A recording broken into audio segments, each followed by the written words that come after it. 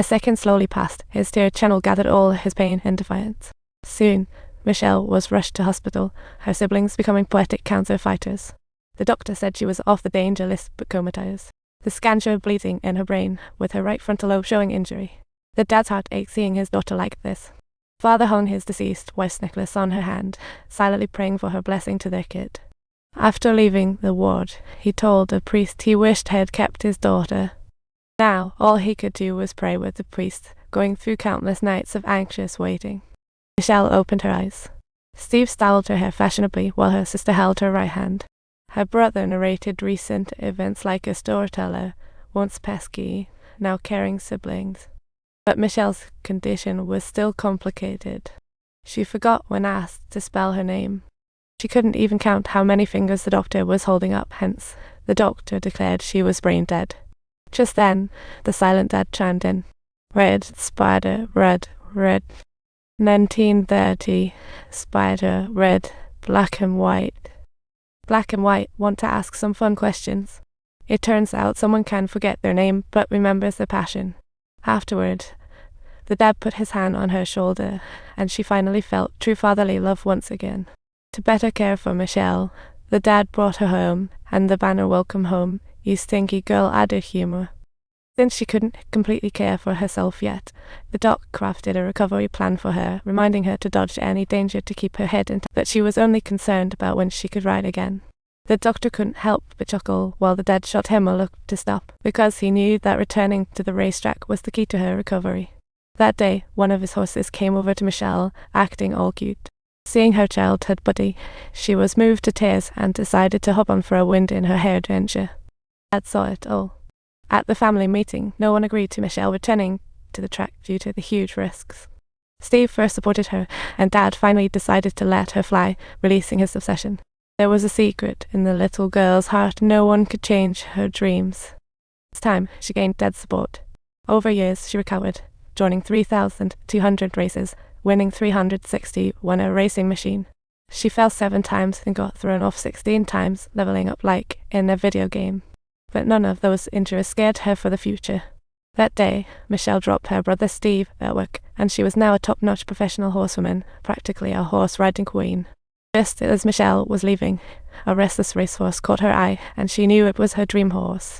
She approached to calm the horse as the trainer said, "Prince Penzance, he's seen struggles. He has more injuries than you do, but sadly he's retired now. Otherwise, I'd get to ride this old fellow." But Michelle humorously replied, "I'm not retired. I'm just on a 1-month vacation due to business." The trainer happily nodded and said she could try him out, so she thrilledly rode the prince to the beach, soaking in the sun and joy. The sandy shores held so many heavy footprints, while the washed-away memories drifted in the gentle breeze.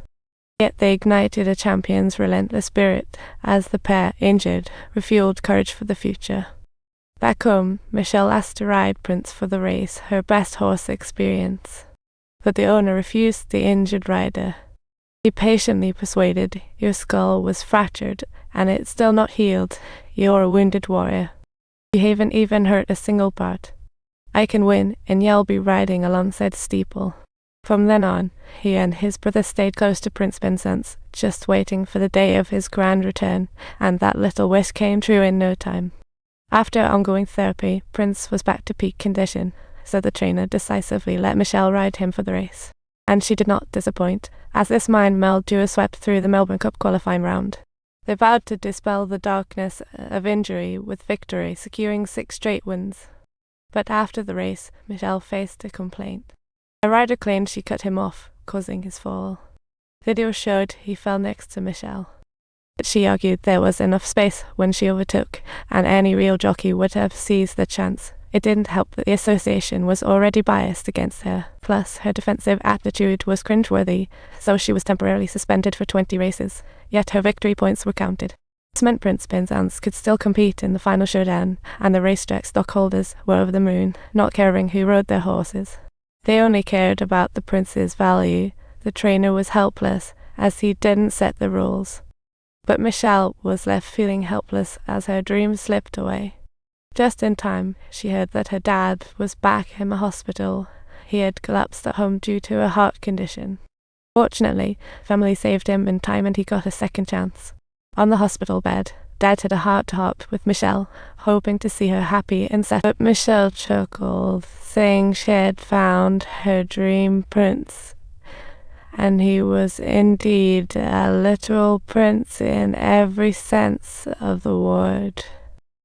Hearing this, Dad felt anxious. All the happy notes turned a bit sour. That night, the siblings snuggled up in the little bed like when they were kids.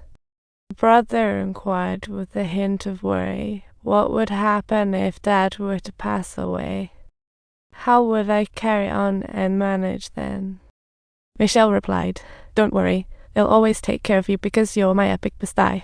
We're like a dream team on what happens if you die. That soul-searching question left Michelle pondering. She's danced with death a few times. If one day she ended up like her sister, who'd take care of her brother's daily needs. Next morning, a phone call shattered the morning peace. It was her sister from the hospital. Michelle is gone. Those 6 words hit her like a lightning bolt. It was too much to take. Past memories folded into tears of sorrow. Turns out gone just meant she left the hospital. After realizing this, Michelle sat in the corner, sighing in relief and letting go of her anxious worries.